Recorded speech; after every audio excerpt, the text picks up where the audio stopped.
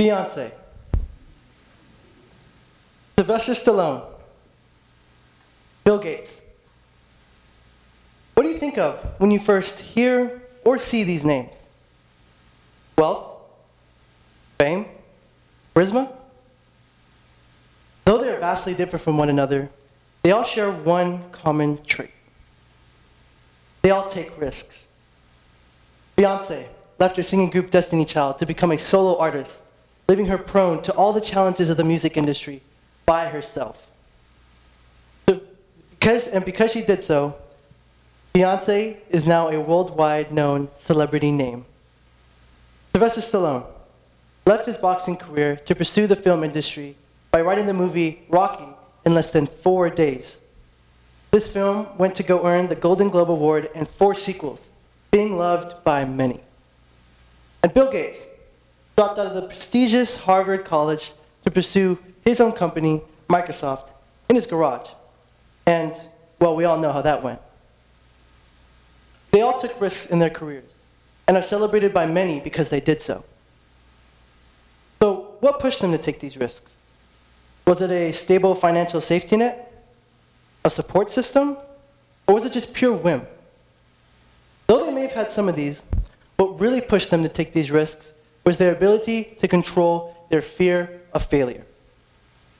Also known as atychiphobia, fear of failure prevents people from taking risks and experiencing new things just because of the possibility of failure. Very similar to anxiety, fear of failure has affected kids and adults alike, keeping them from pursuing beneficial opportunities just because of the uncertainty of failure. And although you may not have a phobia of failure, fear of failure has affected us all at some point in our lives. Maybe you didn't try out for that sports team because you thought you wouldn't make the cut. Or maybe you didn't talk to your crush in your class because you thought they might reject you. Or you didn't submit that application to that prestigious college because there's no way that they'd accept you, right?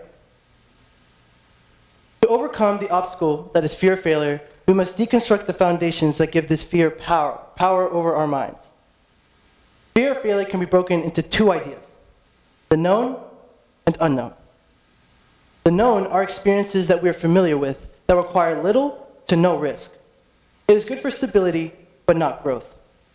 On top of this, the known is what keeps us from going out and venturing into the unknown, because the unknown is the little risk part of risk-taking. It is good for growth and changes a person's view of the world. On top of this, when you venture out into the unknown, you can gain more knowledge and add to your known. These 2 ideas are what makes the basis of risk-taking so scary to us. Take a risk, no matter what it is, means to venture out into the unknown and leave your comfortability of the known. That is why it is so hard for us humans to take risks nowadays. So my question is, how do we encourage ourselves to take more risks? Or how can we overcome this fear of failure? I like to reflect the idea of the known and unknown through babies. Babies don't know anything. They don't know how to brush their teeth, they don't know how to communicate, work a 9 to 5, or feed themselves. However, babies seek to learn a lot, specifically when it comes to walking. A baby doesn't learn how to walk straight off the bat, right? First, it gets comfortable crawling on its hands and knees. And as soon as they get comfortable doing so, they think, oh yeah, I could definitely walk, right? So they stand up, put their foot forward, but realize they don't even have the leg strength to do so. So instead of trying to accomplish this impossible task of walking, they make a smaller goal: standing.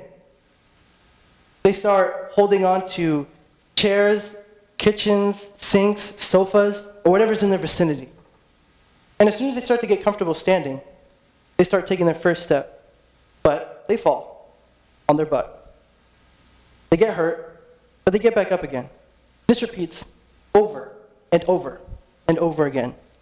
But somehow, they just keep getting back up, no matter what happens to them.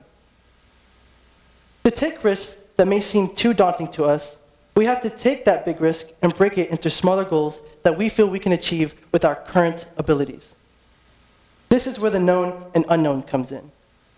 By breaking your risk, you can learn it in a way that's much more comfortable to you. instead of fully throwing yourself into something that is completely unknown. However, when trying to do this, you must be aware of what your known knowledge is.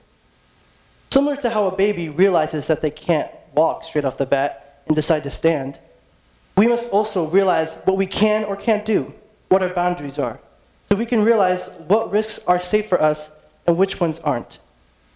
And as soon as we're able to build that foundation of our known knowledge, we can finally begin to expand it, to learn new things, to slowly be able to build upon our knowledge, until we're finally able to take that big risk. This tactic is very effective. However, there is one thing that truly stops you from taking risks. You want to know what that is? It's your mind. Online learning from my AP English language class was not the best route for me. It left me like a baby, new and unfamiliar to the extreme environment that was AP literature. I received a D in my AP Lang class. As an A's and some B's student, striving for academic excellence, trying to get into a four-year college, trying to prove my parents that they could be proud of me, this grade crushed my soul. Furthermore, the transition into a higher-level English course was much more daunting than it usually was. Floods of thoughts began to rush in my mind as I questioned whether I should keep the class or not, whether I should just drop out. So I went into a whole cost and benefit analysis. But then this just turned into an episode of me doubting my future and success while confirming my failure, as I thought, what if I fail this class? Will a college be able to accept me then? Can a college accept me now with a report card like mine? Should I stop trying to achieve academic excellence? Should I just buckle down and just go straight into the workforce? Was all the hard work that I tried these past 4 years, constantly worrying about the next test score, constantly worrying about when's the next homework assignment due, was that all for nothing? As hundreds of these questions flooded my mind, everything grew quiet. What if I don't try? What if I don't take things that seem impossible to me and try to do it?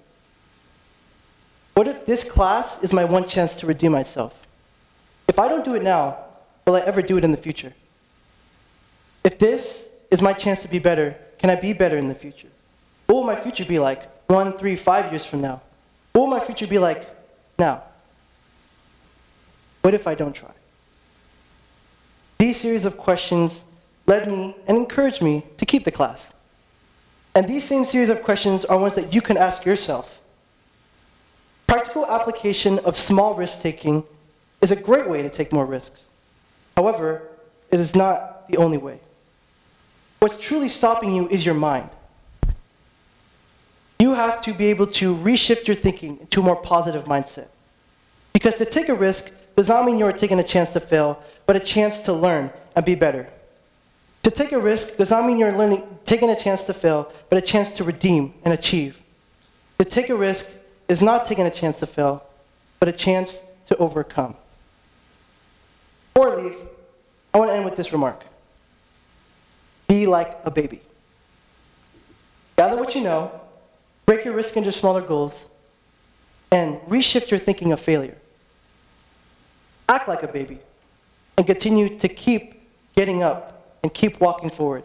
Think like a baby, and always think of the next goal that you can achieve and the next risk you can take.